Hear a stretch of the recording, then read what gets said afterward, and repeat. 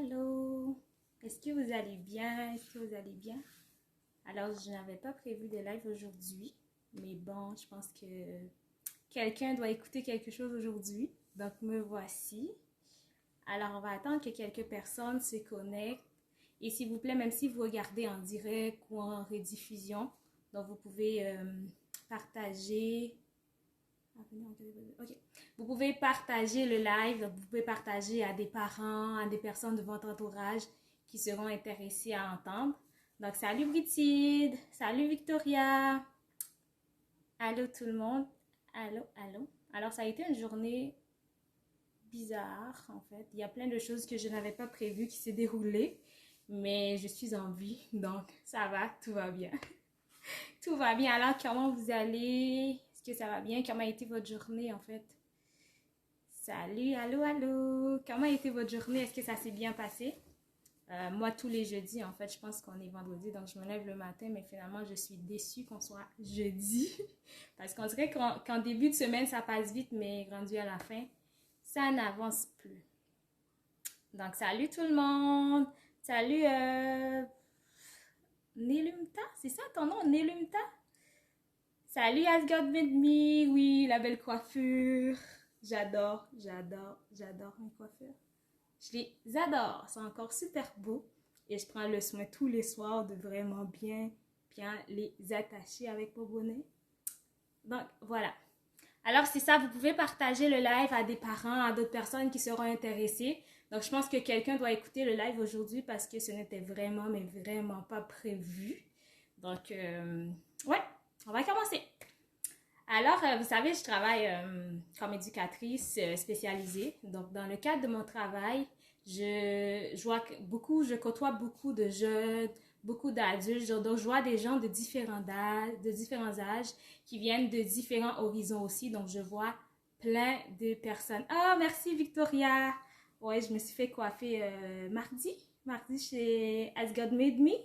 Ils sont super beaux et moi aussi, j'adore. Merci. Donc, c'est ça, je vois beaucoup de jeunes, des jeunes qui proviennent de différents horizons. Et à toutes les fois, en fait, ça me choque de voir des jeunes de 15, 16, 17 ans qui ont vécu plein de situations, plein de choses difficiles dans leur vie, des viols, de la violence conjugale, de l'avortement, tentative de suicide, quoi d'autre, toutes sortes de choses des jeunes de 15, 16, 17 ans. Donc, à toutes les fois, ça me choque, en fait, je me dis, ils n'ont pas de bill à payer. En fait, ces jeunes filles n'ont pas de bill à payer, mais quand même, elles ont quand même un lourd fardeau à porter. Elles ont vécu tellement et tellement de choses. Et je me dis, nos enfants, nos filles sont assis à côté d'eux à l'école, les fréquentent à l'école. Donc, nos filles sont exposées à tout ce que eux aussi sont exposés. Et ces jeunes filles ont vécu tout ça juste parce qu'elles manquent d'estime de leur-même, parce qu'elles ne se valorisent pas, elles sont dans des relations malsaines qui n'en finissent plus. C'est vraiment épouvantable. C'est vraiment épouvantable. Et malheureusement, nos filles les copient. Donc, nos filles se laissent influencer par eux parce que c'est cool, parce que on ne connaît pas nos valeurs, alors on fait n'importe quoi, on accepte n'importe qui et elles accumulent des relations toxiques, elles accumulent des expériences, mais toutes sortes d'expériences. Et je me dis, on ne peut pas juste regarder nos filles en se disant que tout va bien aller. On ne peut pas juste les regarder et dire on va prier et c'est tout. Il ne faut pas juste prier en fait, parce que tant que nos filles ne savent pas réellement qui ils sont, ne connaissent pas leurs valeurs, alors elles se feront influencer facilement. Elles vont copier les autres, elles vont faire n'importe quoi aussi parce qu'elles ne savent pas en fait qu'elles valent beaucoup plus que ça. Donc les filles de 15-16 ans aujourd'hui ne vivent pas les choses que nous on a vécues quand on avait 15-16 ans. Sont exposées à la drogue, ont déjà fait des overdoses et tout ça, mais c'est toutes sortes d'histoires en fait. Et ce qui arrive, c'est que ces histoires ne sont pas juste des histoires d'adolescence passagère. Donc, ce ne sont pas juste des choses qui arrivent et puis à 18 ans, on oublie tout, on est rendu adulte, mais ce sont des choses qui amènent des blessures chez ces filles. Donc, ces filles sont blessées intérieurement, blessées émotionnellement et elles ont des barrières épouvantables, elles ont des mécanismes de défense que, oh my God, c'est quand même frustrant et tu les vois en fait, tu vois leurs blessures et tu travailles fort pour qu'elles puissent se guérir.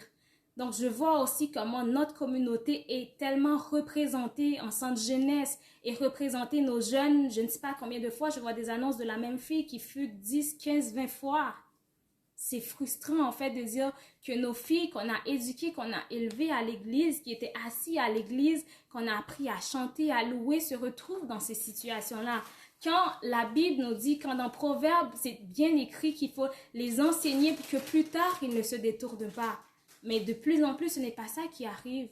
C'est que les filles quittent les bancs d'église, sont fatiguées d'aller à l'église, sont fatiguées de lire leur Bible. Elles ne savent pas qui elles sont réellement. Donc, ces filles qui sont supposées être des lumières pour éclairer leur génération, ben, ces filles, ces lumières sont cachées en fait. Il n'y a pas de lumière. On ne voit pas ces lumières.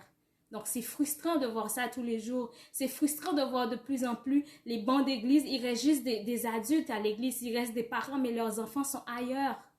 Donc, c'est frustrant de voir une mère en train de dormir et ne sait même pas où est sa fille. Et on ne parle pas des filles qui sont rendues à 17, qui sont rendues à 18, 20. On parle des filles qui sont jeunes, des ados. Donc oui, quand on parle de 8, 9 ans, les gens disent souvent « Oh, c'est très jeune, c'est trop jeune, ces filles sont innocentes. » Oui, mais à 12 ans, quand la fille fait sa crise identitaire à 12 ans, elle ne se lève pas le lendemain et de dire « Voilà comment j'agis. » Ce sont des accumulations des 10 dernières années. Donc, ce qu'elle a vu, c'est ce qu'elle a entendu, ce à quoi elle a été exposée, ce en quoi elle croit, ou juste parce qu'elle n'a pas de croyance du tout. Donc, c'est une accumulation. À 8 ans, elle est peut-être cute, elle parle, elle rit, elle a la joie de vivre.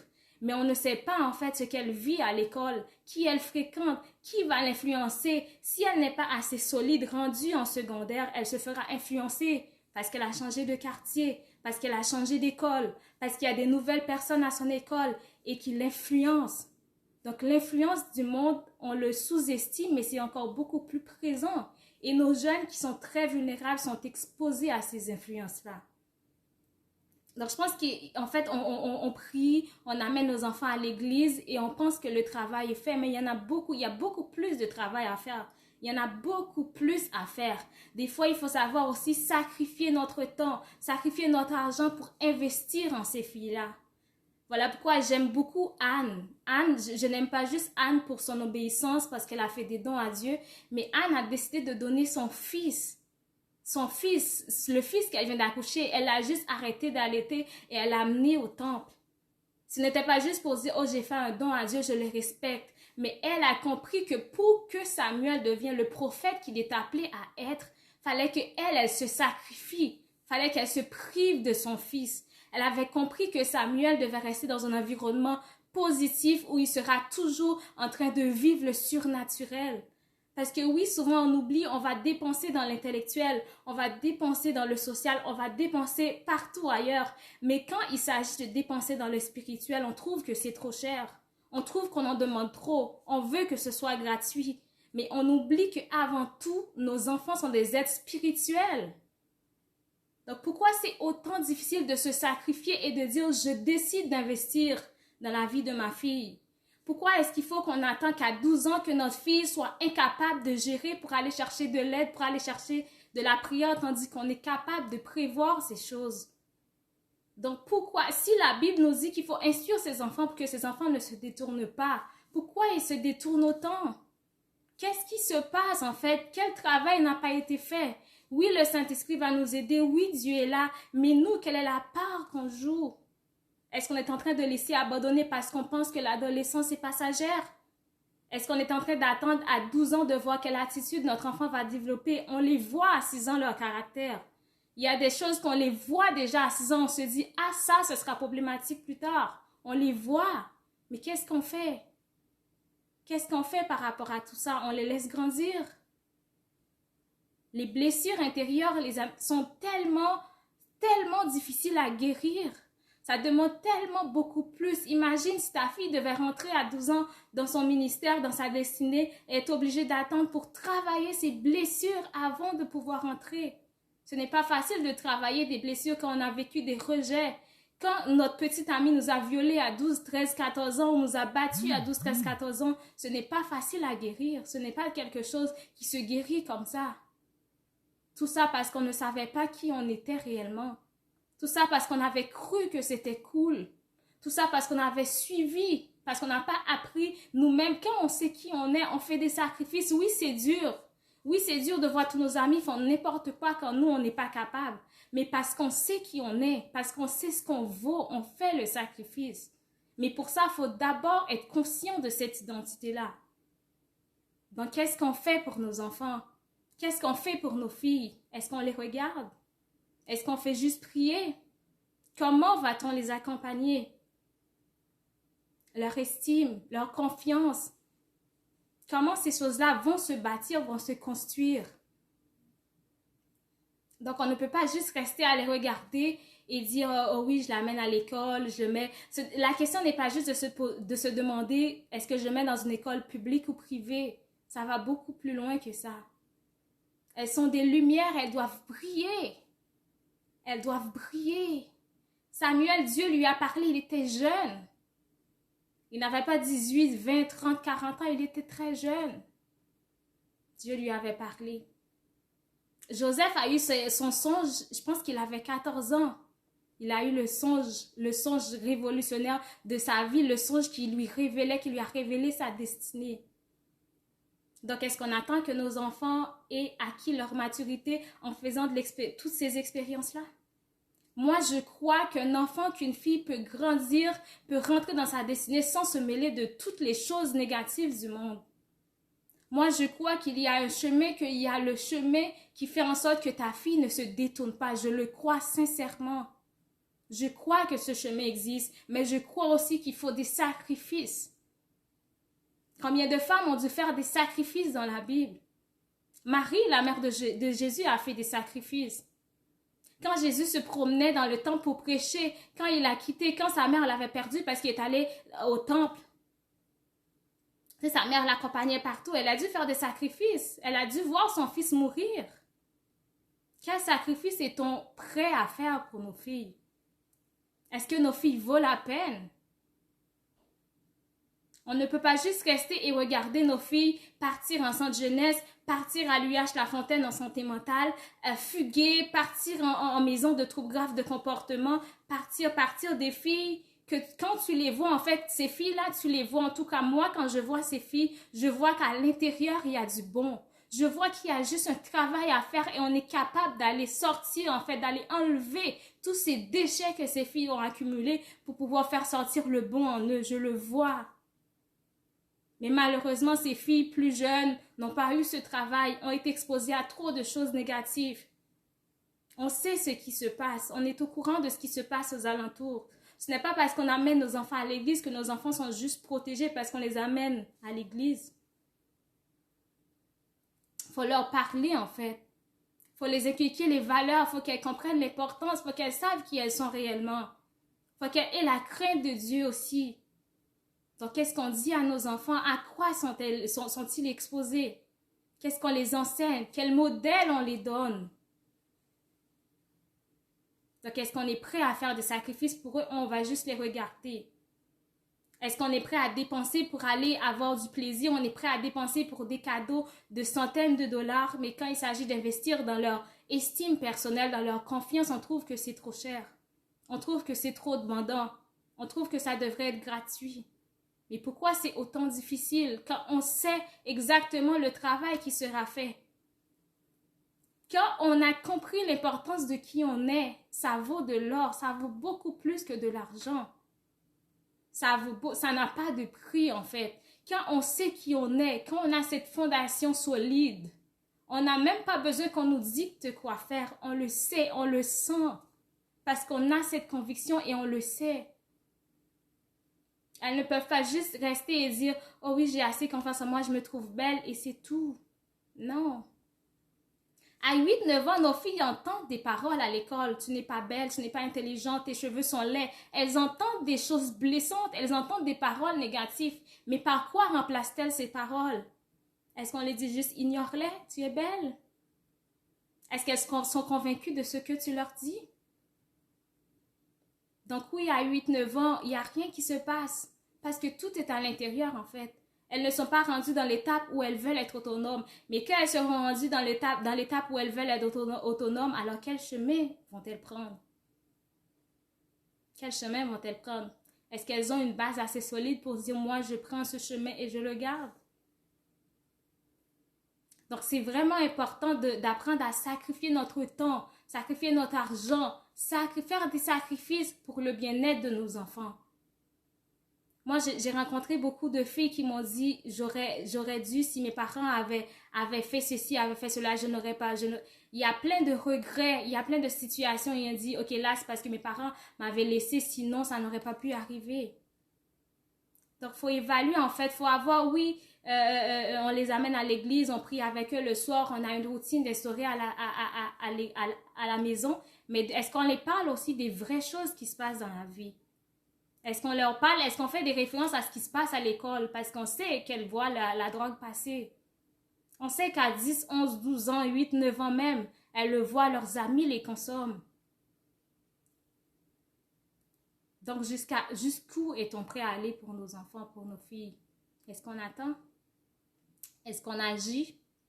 Qu'est-ce qu'on fait? Telle est la question. On prie, on intercède, on jeûne. Ça, c'est bien. Oui, le Saint-Esprit va agir, c'est bien. Mais après ça, quel travail on fait nous? Parce que moi, je crois qu'il n'y a aucune mère qui est mère par hasard. Moi, je crois que chaque mère a son enfant. En fait, on est jumelé pas pour rien. Ce n'est pas un hasard que tu as cet enfant-là, que tu as cette fille-là. Il y a une raison spécifique. Donc, c'est parce que c'est toi qui es appelé à donner ce que cette fille a besoin pour rentrer dans sa destinée. Donc, peu importe si les autres disent « Oh, moi, c'était mon enfant, j'aurais fait ci, j'aurais fait ça », ce n'est pas vrai. Cet enfant n'est pas leur enfant pour rien, en fait. C'est ton enfant parce que c'est toi qui es capable de l'amener vers cette voie-là. Parce que c'est toi qui es capable de le conduire. Peu importe comment ça peut paraître difficile, tu es la meilleure personne pour l'aider. C'est juste dans ta façon de te positionner. Tout s'apprend, en fait. On apprend, en fait, les personnes qui s'inscrivent dans des cours de chant ou de danse, ce sont des personnes à la base qui savent danser. Les personnes, par exemple, quand tu t'inscris à un DEP, un DEC, peu importe à l'université, tu vas chercher quelque chose pour lequel tu as déjà des compétences. Donc, prendre un programme avec ton enfant, ce n'est pas parce que tu ne sais pas quoi faire, c'est parce que tu veux approfondir tes connaissances. Parce que oui, souvent, en tant que parents, on veut tellement la réussite de nos enfants, on est tellement impliqué émotionnellement que souvent, en fait, on veut tellement qu'on est focus, qu'on ne voit pas ailleurs que juste ce tunnel-là. Mais avoir d'autres personnes qui sont autour, avoir d'autres personnes qui nous disent voilà comment tu peux faire, ben ça aide. Pas parce que tu n'es pas capable, mais parce que souvent, ça prend une vision extérieure, ça prend un regard extérieur. Et oui, souvent, peu importe dans quelle situation dans la vie, on a besoin de ce regard extérieur. On a besoin de quelqu'un des fois qui nous dit secoue-toi, regarde à côté. Tourne-toi ici et regarde. Voilà comment tu peux faire. Des fois, on voit tellement la réaction, l'attitude de l'enfant qu'on ne voit même pas ce qui a causé cette attitude-là, tandis que oui, il y a une raison qui n'est peut-être pas valable, peut-être pas, mais il y a une raison en arrière. Mais est-ce qu'on les voit? Est-ce qu'on voit d'où proviennent les réactions de nos enfants? Cette fille à 6-8 ans qui a une attitude, ça provient d'où? Qu'est-ce qui cause cette attitude-là? D'où ça sort? Donc oui, il faut les respecter, mais pour les respecter, il faut les comprendre. Tu ne peux pas respecter quelqu'un que tu ne comprends pas. Tu vas aller brimer dans sa liberté. Et là, ça ne marche pas pour quelqu'un qui a besoin d'autonomie. Donc à 12 ans, quand tu vas lui dire « calme-toi », ça ne marchera pas. Parce qu'à 8, 9 ans, tu n'as pas canalisé ses forces ou tu n'as pas trouvé la bonne façon de l'aider, de répondre à son besoin. Donc, quelle est ta décision aujourd'hui? Est-ce que tu attends? Trouves-tu encore que c'est trop cher? Est-ce que tu vois l'investissement que tu es en train de faire? On ne te demande pas d'acheter une voiture, que tu peux avoir un accident qui peut se briser demain matin. On ne te demande pas d'acheter des biens matériels. On te demande d'investir dans la vie de cet enfant que Dieu t'a confié. C'est encore trop cher. On te demande d'investir dans la vie de cet enfant que Dieu t'a confié à toi parce qu'il te fait confiance. Sauras-tu répondre quand Dieu te demandera ce que tu as fait concrètement? Donc oui, c'est dur, oui, c'est brûlant, mais c'est ça qu'il faut faire en fait. Le monde va trop vite, il y a trop de choses qui se passent dans le monde pour qu'on reste inactif à regarder. Il y a souvent des personnes qui vont me dire, oui, mais moi, je ne fais pas comme mes parents, alors mon enfant n'aura pas les mêmes blessures. Ce n'est pas parce que tu ne fais pas comme tes parents que ça change quelque chose si toi, tu n'es pas guéri, en fait. Quand on connaît l'importance de connaître son identité, ben on investit pour que notre enfant puisse avoir cet épanouissement aussi. C'est tellement bien de savoir qui on est. Donc, il est temps que tu t'aies investi en ton enfant. C'est fini, en fait, c'est ton enfant qui est catégorisé dans les enfants qui vont quitter l'église plus tard. Ton enfant ne quittera pas l'église, il va suivre cette voie. Ton enfant ne fera pas partie des statistiques des ados qui ont vécu ci, qui ont vécu ça. Ton enfant ne fera pas partie des groupes de thérapie pour se guérir de ses blessures émotionnelles de l'enfance ou de l'adolescence parce que tu investis en lui. Est-ce que c'est encore important d'investir en lui? Est-ce que c'est encore important d'investir en ta fille? Que vaut le prix de son âme? Est-ce que son âme a un prix? Si oui, lequel? Lequel? Donc, c'est le temps. C'est le temps de passer à l'action. Si on veut vraiment voir les résultats demain, c'est aujourd'hui. Plus tard, je le ferai une autre fois. Oui, ça m'intéresse, mais... Ce qui arrive, c'est que ta fille, elle n'est pas en pause quand tu ne décides pas. Sa vie continue. Donc, elle continue d'être exposée à tout ça. Elle continue de croire qu'elle est laide. Elle continue de croire qu'elle n'est pas intelligente. Elle continue de croire qu'à cause de son diagnostic, elle n'est pas capable de. Elle continue de croire qu'à partir, en fait, qu'avec son diagnostic, elle est capable de. C'est à cause de son diagnostic qu'elle fait ça. Elle continue de le croire. Parce qu'elle ne prend pas autorité. Mais ce n'est pas ce qu'elle est appelée à faire. Elle est appelée à être une lumière. Et elle doit briller. Elle doit briller maintenant. C'est le temps que cette lumière puisse sortir et briller. Est-ce que tu décides de l'aider? Comment décides-tu de le faire? Donc, voilà, aujourd'hui, les amis, je pense que quelqu'un avait besoin d'entendre ceci. Ce n'était vraiment pas prévu. Vraiment pas prévu. Je n'avais pas prévu de faire de live. Je suis fatiguée. Mais je pense que ce live était nécessaire pour que quelqu'un puisse entendre et passer à l'action aujourd'hui. Passer à l'action aujourd'hui. Vous savez, le programme adolescence, le bonus, c'est de créer un lien mère et fille pour que le travail puisse continuer. Mais à la base, c'est de travailler la confiance, c'est de travailler l'estime, c'est de travailler l'affirmation de ton enfant, l'affirmation de son identité, de qui elle est. C'est de travailler sa confiance, son image d'elle-même, qu'elle puisse s'aimer, se regarder et de dire, malgré ceci, malgré cela, je m'aime, je connais ma valeur, ne me laisserai pas traîner par n'importe qui. Je ne me mettrai pas dans n'importe quelle situation parce que je sais ce que je vaux. C'est ça, en fait, qu'on veut faire avec ta fille. On veut que ta fille, après ces 10 semaines, puisse se regarder et dire, je connais qui je suis et voilà ce que je choisis parce que je sais qui je suis. Que ta fille soit capable de déclarer sur sa vie, de méditer, de connaître l'importance, pas juste de répéter des phrases qu'elle a entendues, mais qu'elle puisse elle-même dire, voilà ce que je déclare sur ma vie. Et quand les autres autour doivent lui dire, oh, tu es belle, tu n'es pas belle, tu es ceci, tu es cela, elle puisse être capable de dire, mais peu importe comment tu me trouves, moi je m'aime et c'est ça l'important. Que ta fille puisse prioriser sa parole à elle et ce qui est écrit dans la Bible au lieu de tout ce que ses amis, les autres alentours disent. C'est ça qu'il faut. Et ça, on ne le travaille pas à 20 ans, les amis. Il y a trop de choses d'accumuler. On le travaille très tôt. C'est une base. L'estime, la confiance, ça devrait être une base. Pourquoi est-ce si difficile, en fait? C'est une base de dire, je sais qui je suis. Moi, je compare toujours l'estime de soi, la confiance en soi avec notre nom, en fait, ce qu'on a comme nom.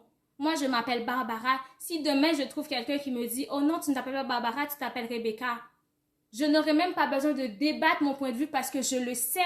J'ai la confiance et l'assurance que je m'appelle Barbara. C'est ça l'identité. C'est que ta fille soit capable de dire « Je suis belle ». Je n'ai même pas besoin de faire une discussion là-dessus, je le sais. Donc, tu ne peux pas m'influencer, tu ne peux pas influencer mes décisions, mes choix, parce que je sais ce que je veux faire, je sais où je veux aller. Je connais le chemin, je n'ai pas besoin que tu me le montres parce que je sais où je m'en vais. Qu'elle puisse s'appuyer sur la parole, connaître sa parole et faire confiance à la parole. C'est ça qu'on veut travailler avec le programme. En même temps, ce programme, en fait, ce travail ne se fait pas tout seul parce qu'elle a besoin de toi tous les jours pour que tu l'accompagnes. Voilà pourquoi on fait un jumelage mère et fille. Pour que tu sois là aussi pour l'aider, pour l'accompagner. Et pour que tu puisses aussi la comprendre ses actions, comprendre ses réactions, savoir comment intervenir. Parce que des fois, en fait, ce n'est pas l'action le problème, mais c'est la réaction par rapport à ce que l'enfant a fait. Il y a des réactions qu'on a, les amis, qu'on vient de détruire. Vous savez, on a tous une histoire, une situation où on se souvient d'une parole que quelqu'un nous a dit, qui nous a touchés ou nous a blessés. On se souvient de ça. Donc voilà pourquoi on fait le jumelage, pour que le parent sache comment réagir, pour ne pas que la réaction de parent fasse fuir l'enfant.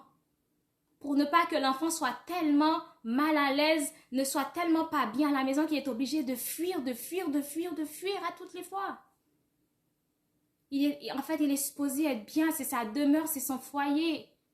Mais quand personne ne nous comprend, quand ça ne va pas bien, alors non, on n'a pas le goût de rester. On veut fuir, on fuit nos problèmes, on fuit ce qui nous dérange, on fuit ce qui ne nous fait pas bien. Donc voilà aujourd'hui. Si tu veux que ton enfant commence à briller, si tu veux travailler l'estime, la base de ta fille en fait, si tu veux commencer à investir en elle pour que cette fille puisse commencer à lever dans son appel, lever dans sa destinée, savoir qu'elle est une créature merveilleuse et qu'elle a le pouvoir sur la puissance de l'ennemi, que absolument rien ne peut le nuire, c'est maintenant. C'est maintenant. Ce programme, je pense qu'il n'existe pas ailleurs, je ne l'ai pas encore vu. C'est vraiment un désir que Dieu a mis dans mon cœur parce que Dieu sait comment, moi je crois que chaque enfant peut réussir et je crois que si on fait un effort de plus, on est capable d'avoir des résultats merveilleux et incroyables. Donc c'est un programme parce que Dieu m'a mis ce programme à cœur, parce que je pense qu'il y a des filles qui doivent être restaurées à partir de ce programme. Il y a des mères qui doivent retrouver leur confiance en soi à travers ce programme. Donc, je crois qu'il y aura des miracles qui seront opérés. Il y a des choses merveilleuses qui vont se passer à travers ce programme, parce que ce programme n'est pas pour moi, en fait. Il est pour toi, il est pour ta fille. Il est en prévention. Vous savez, il y a des destinées qu'on a, les amis. Il faut commencer tôt à travailler. Il y a des bases qui doivent être instaurées très jeunes. Il y a des consécrations qui doivent être faites maintenant. Et si tu écoutes ce live, c'est parce que le message est à toi, en fait. Tu ne l'entends pas pour rien, tu ne le regardes pas pour rien. Donc, j'espère que tu vas choisir d'investir en ta fille. J'espère que tu vas choisir de passer à l'action aujourd'hui. Passe à l'action, décide d'agir. Si tu as la conviction, n'attends pas, décide d'agir maintenant. C'est en prévention, les amis. En prévention, ça veut dire qu'on n'attend pas que ça arrive. On ne le fait pas parce qu'on sait que ça va arriver, mais parce qu'on ne veut pas que ça arrive. Donc, on n'attend pas de voir. Donc, c'est le temps aujourd'hui. C'est le temps aujourd'hui. Alors, voilà. Donc, si vous avez des questions, oui, ça me frustre en fait. Je veux tellement voir l'épanouissement des familles. Je sais à quel point la mère, le père est content quand les enfants sont contents pour moi, en fait, ça ne se peut pas que dans une famille, il y en a qui font ci, qui font ça. Ça part de tous les chemins. Ça vient me chercher jusqu'au plus profond de moi-même. C'est incroyable. Donc, voilà pourquoi ça me frustre autant, en fait. Parce que je veux voir ces filles réussir. Je veux voir ces filles briller. Je veux les voir entrer dans leur appel, dans leur destinée. Donc, voilà. Alors, je vais voir si vous n'avez pas de questions. En fait, je vais voir, je salue aussi. Salut, Marc! Salut, Betty! Salut, Vanélie! Salut, Sarah! Est-ce que vous allez bien? Salut, Britty! Salut, Anaël! Donc, si vous avez des questions, c'est maintenant. Est-ce que la société est faite de même? Donc, c'est difficile d'avoir confiance en soi. Oui, c'est difficile, c'est vrai. C'est vraiment difficile de croire en nous parce que la société nous dit toujours en fait qu'on n'est pas bon, qu'on n'est pas capable, qu'il y a meilleur que nous, qu'il y a ci, qu'il y a ça. Donc, c'est à nous d'avoir cette confiance pour ne pas se laisser piétiner par n'importe qui et par tout le monde. Donc, oui. Est-ce que le programme, c'est juste mère et fille? Oui, le programme, c'est juste mère et fille. Malheureusement, je ne prends pas les petits gars. Ouais, en fait, le programme, c'est juste mère et fille parce que, en fait, je comprends beaucoup plus les filles que les gars, étant donné que j'ai vécu l'adolescence, que je sais ce que c'est physiquement, les changements physiques qui ont un impact sur l'estime, la confiance. Donc, je comprends beaucoup mieux ce qui se passe dans la tête d'une fille. C'est pour ça que le programme est fait pour mère et fille. Salut Michro, salut Macintosh. Donc, est-ce que vous avez d'autres questions? Est-ce que vous avez d'autres questions? Donc, en attendant, pour ceux qui sont intéressés, le lien est dans la bio. En fait, le programme, c'est Ado-Aisance. Donc, c'est un programme virtuel de 12 semaines.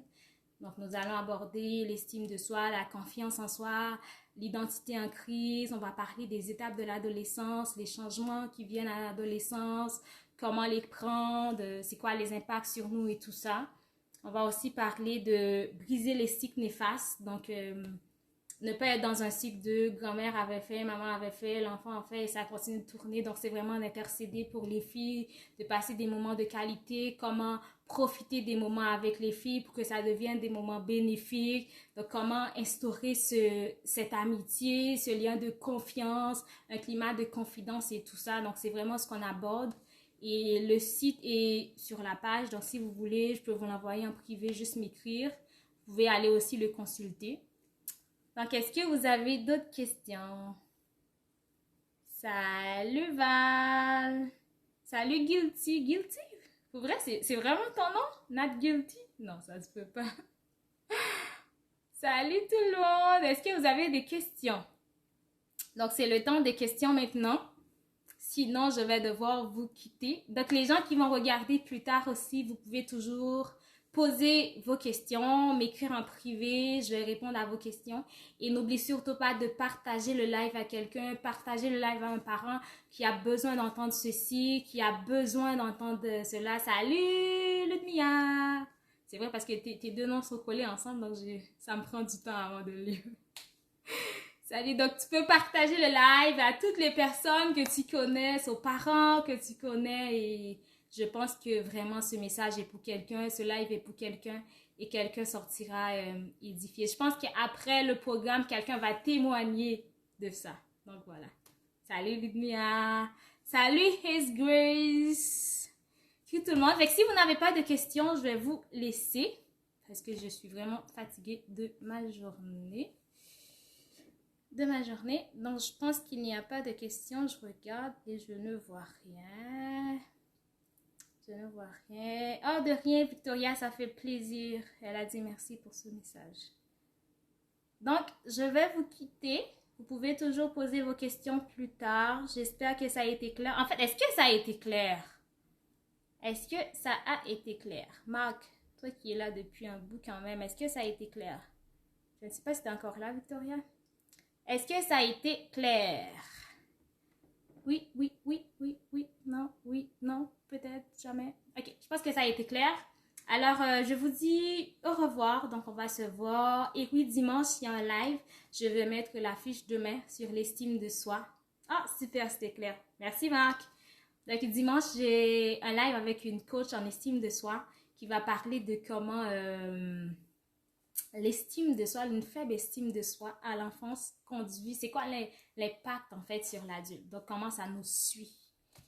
Je n'en parlerai pas plus. Je vais la laisser développer là-dessus. Et c'est dimanche. C'est dimanche.